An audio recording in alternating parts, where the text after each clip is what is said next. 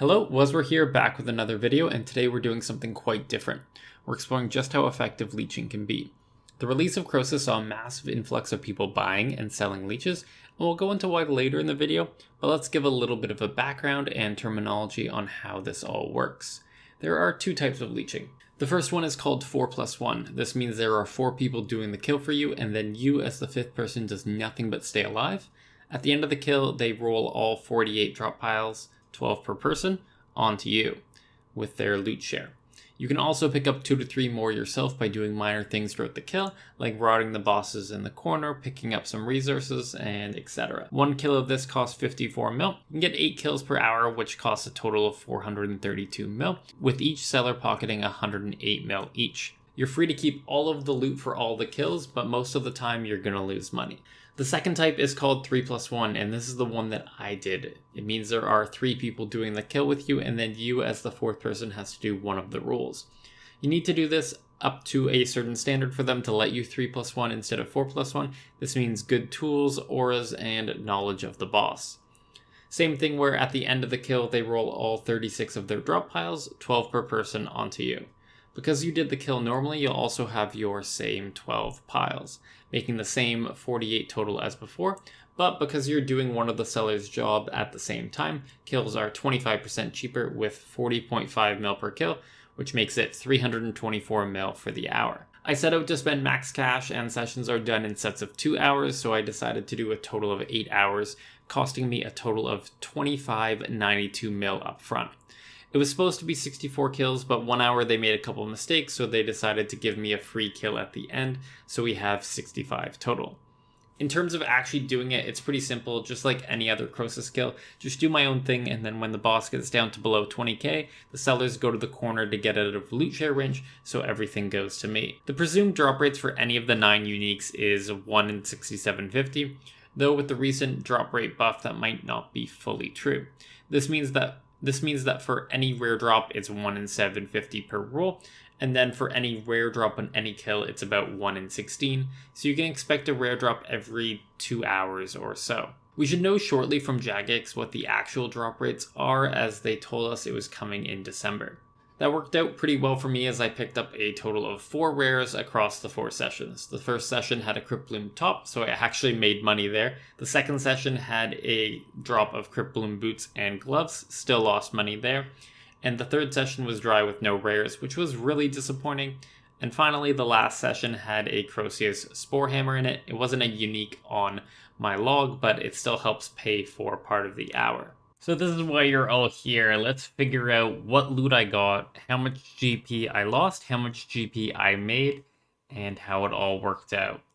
So we have all the loot I've attained from the 65 kills. I used Runemetrics to track this, so everything that was captured by Runemetrics is in my inventory. The total value when I add this in here is 420 mil.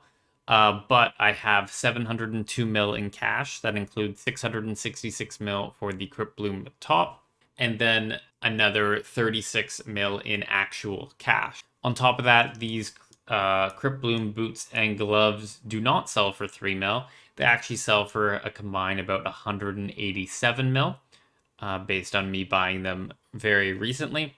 And then this Croesus Spore Hammer actually sells for 165 mil. So we need to add in another 137 mil. When we take all that into consideration, I end up with a total loot of 1446 mil, which means I lost 1146 mil over the course of it. So I lost just over 1 bill doing these 65 Croesus kills.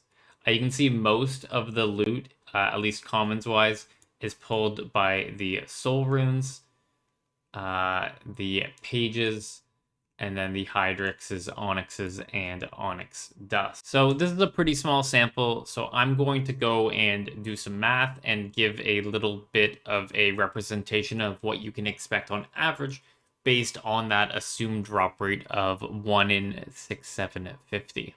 Using my commons data, I was able to estimate that the average value of an individual common pile was 132 KGP each. On top of that, using the 1 in 6750 drop rate for all the unique items, you end up with 404 KGP per pile. This means that each kill is worth 25.8 mil in loot, and the average loss per hour with that is 117.6 mil.